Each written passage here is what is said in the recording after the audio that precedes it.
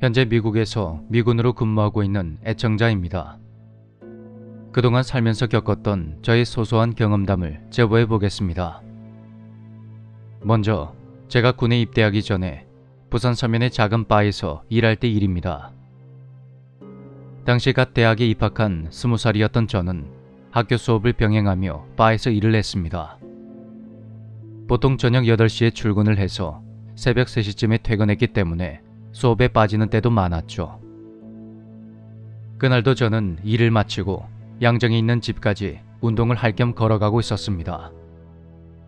보통 도보로 15분 정도 걸렸는데 그날은 이상하게도 거리에 사람은 물론 지나가는 차가 한 대도 없었습니다. 번화가였던 동네의 특성상 빈택시가 종종 지나가곤 했는데 그날은 좀 이상하더군요. 기분이 묘하게 찝찝했던 저는 이어폰의 음량을 최대한으로 크게 해둔 채 집을 향해 빠르게 걷고 있었습니다. 매일같이 걷는 그 길이 그날따라 조금 낯설고 무섭게 느껴졌습니다. 집으로 가는 길에는 병원이 하나 있었는데 그곳을 지나는 순간 갑자기 찢어질 듯한 여자의 비명소리가 들리는 겁니다. 이어폰 음량을 최대로 했음에도 전 그 비명소리에 너무 놀라서 순간적으로 이어폰을 뺐습니다. 하지만 주변은 너무도 조용했고 전 너무 피곤해서 환청을 들은 거라 생각하고 서둘러 집으로 향했습니다. 다음날 당시 사귀던 여자친구와 서면에서 만나기로 하고 길을 걸어가며 병원 앞을 지나갔는데 누군가 병원 앞에서 커다란 편말 같은 것을 들고 1인 시위를 하고 있었습니다. 그 내용을 대충 훑어보니 그 병원장 아들이 어떤 환자를 수술하다가 가위가 배 안에 있는 줄 모르고 그대로 봉합해버렸고 그 환자는 몸속의 장기들이 모두 잘려나가는 바람에 당일 사망을 했다는 그런 내용이 적혀져 있었습니다. 그 병원은 저도 종종 가는 곳이었는데 그 편말의 내용을 읽고 나니 온몸에 소름이 끼쳤습니다. 그 일 이후로 저는 그 병원엔 2번 다시 가지 않았고 그 사건은 어떻게 해결되었는지 모르겠지만 얼마 후에 그 병원은 인테리어를 다시 하고 아무 일도 없었던 것처럼 다시 환자들을 받았습니다. 그날 퇴근길에 들었던 그 비명소리는 대체 뭐였을까요? 그 시위 내용과 어떠한 관련이 있었던 건 아닐까요? 두 번째 일화는 제가 제대한 후의 일입니다. 당시 대학을 자퇴한 후 23살의 취업준비생이었던 저는 저의 가장 친한 친구인 H와 늘 함께 다녔습니다. 녀석은 우리 집 바로 옆에 살았고 서로 워낙 친해서 같이 보내는 시간이 많았죠. 그러다가 H가 건설 현장의 조명업체에 취업이 되었고 전 친구의 도움으로 그 일을 함께 하게 되었습니다. 우리는 서로 워낙 잘 맞는 사이인데다가 일을 꽤 잘해서 금세 팀장 자리까지 올라갔습니다. 그런데 언제부턴가 현장직 아르바이트생들이 무단으로 결근하는 일이 많아졌습니다. 알바생들에게 연락을 해봤더니 하나같이 현장에서 귀신을 봤다며 너무 무서워서 도저히 일을 못하겠다고 하더군요. 알바생들은 저와 H가 잘 아는 동생들로 섭외했었기 때문에 급여도 많이 챙겨줬었는데 이제 와서 말도 안 되는 핑계로 말을 맞추니까 너무 화가 났습니다. 저와 H는 할 수 없이 알바생들을 대신해 현장으로 나갈 준비를 했습니다. 그때 사무실에서 우연히 문제의 그 현장에 대한 이야기를 듣게 되었습니다. 엘리베이터 설치기사 2명이 각각 23층과 13층에서 작업을 하고 있었는데 23층의 작업자가 안전장치 미흡으로 추락을 하면서 13층에 있던 작업자와 부딪히는 바람에 두 사람이 나란히 추락사를 했다는 것입니다. 그래서 한동안 그곳만 공사를 못하고 있다가 이제야 겨우 재작업이 시작된 거였더군요. 페인트 칠도 되어 있지 않은 으스스한 그곳에 작업을 마무리하기 위해 저와 H는 도구를 들고 그곳으로 향했습니다. 그때까지만 해도 둘 다 혈기왕성했을 때라 귀신 얼굴이나 한번 보자는 식으로 겁이 없었습니다. 건물 바깥쪽에 간이로 설치된 수동 엘리베이터를 타고 꼭대기층까지 올라가서 차근차근 작업을 시작했는데 둘 다 일이 워낙 익숙했던지라 엄청나게 빠른 속도로 작업을 마무리하며 아래쪽으로 내려갔죠. 저와 H는 이어폰을 끼우고 음량을 최대로 틀어둔 채 일에 몰두했습니다. 여기가 몇 층인지도 모르고 열심히 작업을 하고 있던 그때 뒤쪽에서 갑자기 누군가의 강렬한 시선이 느껴졌습니다. 그리고 누군가의 비명소리와 함께 쿵 하고 사람이 떨어지는 소리가 들렸습니다. 그 소리에 깜짝 놀란 저는 화장실 조명을 달던 작업을 잠시 멈추고 밖으로 나왔고 엘리베이터 쪽을 쳐다봤습니다.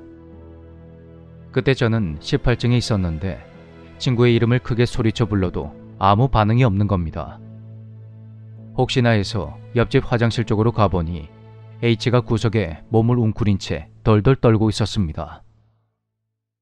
친구의 말은 이랬습니다. 저보다 손이 빠른 친구가 먼저 작업을 마친 후 화장실에서 담배를 피우고 있는데 뒤쪽에서 사람의 손바닥이 등에 닿는 것 같은 그런 느낌이 들었다는 겁니다. 등 뒤쪽으로는 타일이 깔린 화장실 벽이었고 차마 뒤를 돌아볼 수 없었던 친구는 이어폰의 음량을 더욱더 크게 올렸답니다. 그런데 그때 네가 뭔데 여길 들어와? 당장 나가. 그런 목소리에 H는 그 자리에서 오줌을 지리며 그대로 굳어버렸고 얼마 지나지 않아서 제가 H에게 갔던 거였죠. 그 길로 건물을 빠져나와서 도망을 친 우리는 다음날 사장님께 욕이란 욕은 다 먹었습니다. 결국 그날 밤 8시에 다른 사람들과 함께 문제의 그 현장에 가서 나머지 작업을 시작했습니다. 오후 5시 이후로 공사를 진행하는 것은 불법이었지만 위약금을 물지 않으려면 최대한 빨리 마무리를 해야 했기에 달리 방법이 없었습니다. 그 자리에는 다른 팀장님들과 사장님도 있었는데 그분들은 세상에 귀신이 어딨냐며 빨리 마무리하고 돌아가자고 했습니다. 그 당시 현장에 나타나는 귀신에 대한 소문이 워낙 많았던지라 괴담을 모르는 직원들이 없을 정도였습니다. 그렇게 우리는 간이 엘리베이터를 타고 18층을 향해 올라갔습니다. 그런데 엘리베이터가 12층과 13층 사이에서 딱 멈춰버렸고 문도 열 수 없는 상황이 되자 모두 패닉 상태에 빠져버렸습니다. 사장님은 지금 이 행동 자체가 불법이라 119에 신고를 하게 되면 회사는 벌금과 함께 영업중지를 당한다고 했고 우린 발만 동동 구르고 있었습니다.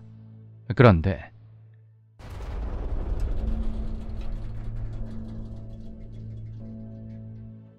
엘리베이터가 마구 요동을 치면서 빠른 속도로 위로 올라가기 시작했고 사람들 모두 다리에 힘이 풀리며 그 자리에 주저앉아 마구 소리를 질렀습니다. 전 이러다가 엘리베이터가 옥상까지 올라가며 기계 자체가 빠져버려 추락사라도 하는 건 아닌가 그런 생각에 너무 두려워졌습니다. 그 순간 엘리베이터가 딱 멈춰섰고 일행들 모두 밖으로 빠져나와서 부랴부랴 계단으로 뛰어내려갔는데 그때 저희들은 똑똑히 보고야 말았습니다. 저희가 내렸던 층이 바로 13층이었던 걸 말이죠.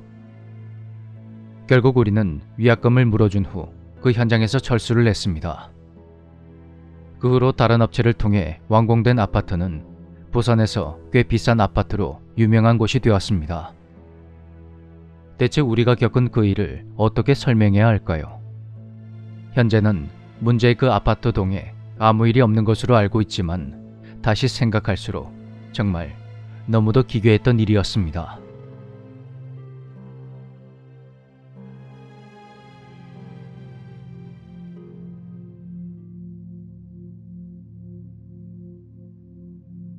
현재 안산에 계시는 저희 이모께서 오래전 부산에 계실 때 겪으셨던 일을 제보해 보겠습니다.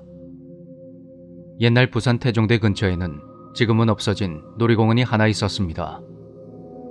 규모가 워낙 작아서 놀이공원 안에 어떤 인상착의 사람들이 몇 명이나 있는지 대충 알 수 있을 정도였다고 합니다. 어느 무더운 여름날 이모는 자신의 친한 친구와도 다름없는 저에게는 이종 사촌 누나가 되는 이모의 딸과 함께 태종대 근처의 놀이공원으로 나들이를 갔습니다. 주말인데도 사람이 그리 많지가 않아서 금방 표를 구입한 후에 입장을 하려고 하는데 더운 여름에 위아래로 온통 검은색 정장을 입은 젊은 남자가 아까부터 매표소 부근을 자꾸만 서성거리고 있었다고 합니다. 이모는 때와 장소에 다소 어울리지 않는 복장을 하고서 뭔가에 쫓기는 것처럼 불안해 보이는 그 남자가 자꾸만 신경이 쓰이셨다고 합니다. 놀이공원에 입장을 해서 누나와 함께 사진도 찍고 여기저기 구경을 하다가 회전 목마를 타려고 줄을 섰는데 아까 그 정장 차림의 남자가 이모 바로 뒤에 줄을 서 있었다고 합니다. 남자는 다른 일행 없이 혼자 있는 것 같았습니다. 잠시 후 차례가 되어서 그 남자와 같은 타이밍에 회전 목마를 타게 되었는데 남자의 얼굴이 몹시 침울하고 어두워 보였다고 하더군요. 그 모습에 이모는 속으로 젊은 사람이 무슨 안 좋은 일이라도 있나 보다 하고 대수롭지 않게 여겼다고 합니다. 그런데 우연인지 뭔지 그 후로 자꾸만 그 남자와 함께 놀이기구를 타게 되었고 남자는 이모와 일행이라도 되는 것처럼 늘 이모 뒤에 서 있었다고 합니다. 이모는 놀이공원 규모가 워낙 작았으니 그럴 수도 있겠다 싶으면서도 한편으로는 남자의 무척이나 침울한 얼굴빛이 자꾸만 마음에 걸렸다고 합니다. 그렇게 한참을 놀다가 배가 고파졌던 이모는 누나를 데리고 햄버거 가게로 들어갔습니다. 그런데 그 남자가 이모를 뒤따라 들어오더니 또다시 바로 뒤에 서서 음식을 주문했다는 겁니다. 음식이 나와도 그걸 먹는 둥 마는 둥 안절부절 못하던 남자는 이모에게 다가와서 대뜸 말을 걸었다고 합니다. 저기 혹시 태종대 전망대 가는 지름길 아세요? 그런 남자의 말에 이모는 잔뜩 긴장을 했지만 애써 침착하게 전망대로 가는 빠른 길을 알려줬습니다. 이모와 누나가 음식을 다 먹고 자리에서 일어서자 자신의 자리로 돌아갔던 그 남자는 또다시 이모의 뒤를 따라 나섰고 상황이 그렇게 되자 겁이 났던 이모는 도망치듯 식당을 빠져나갔습니다. 다행히 그 이후로 남자는 보이지 않았고 이모는 누나와 함께 놀이기구를 타며 시간을 보내다가 집에 가기 전 마지막으로 귀신의 집에 들어갔다고 합니다. 서로 손을 잡고 소리를 지르며 오싹하고 재밌는 체험을 이어가던 중 귀신의 집 코스 중간쯤에서 무언가를 목격한 이모는 너무 놀라 심장이 멎을 뻔했다고 합니다. 통로의 한가운데에 어떤 형체가 빨갛고 파란 조명을 받으며 우두커니 서 있었는데 자세히 보니 그 형체가 바로 검은 정장 차림의 그 남자였다는 것입니다. 그 모습을 거의 동시에 목격한 누나 역시 까무러치게 놀랐고 두 사람은 손을 꼭 잡고 마구 달려서 그곳을 빠져나왔다고 합니다. 이모와 누나는 남자가 어떤 목적을 가지고 자신들을 계속 따라다니는 거라 생각을 했고 그 길로 놀이공원을 벗어나서 택시를 타고 집으로 갔습니다. 이모는 기사님께 따로 부탁을 해서 일부러 집에서 조금 떨어진 곳에 내렸다고 합니다. 다행히 주변엔 그 남자는 없었고 귀신이 집에서 본 남자의 섬뜩한 모습이 잊혀지지 않았던 이모는 그날 밤 잠을 이루지 못했다고 합니다. 그리고 다음날 아침 오늘 아침 태종대 전망대 부근에서 남성의 시신항고가 발견되었습니다. 20대 중후반으로 추정되는 남자는 벼랑 아래로 떨어진 상태로 목이 갯바위 틈에 끼어있는 것을 근처를 지나가는 관광객이 발견했다고 합니다. 시신은 검은색 정장 차림에 그 뉴스를 들은 이모와 누나는 다시 한번 큰 충격을 받았다고 합니다. 놀이공원에서 몹시 초조한 모습으로 이모와 누나를 따라다니다가 태종대 전망대로 가는 지름길을 물었던 그 남자. 한여름에 검은 정장을 입고 있었던 그 남자. 그가 전망대에서 사망했던 사람과 동일한 인물이었을까요? 만약 그렇다면 그에게는 어떤 사연이 있었던 것일까요?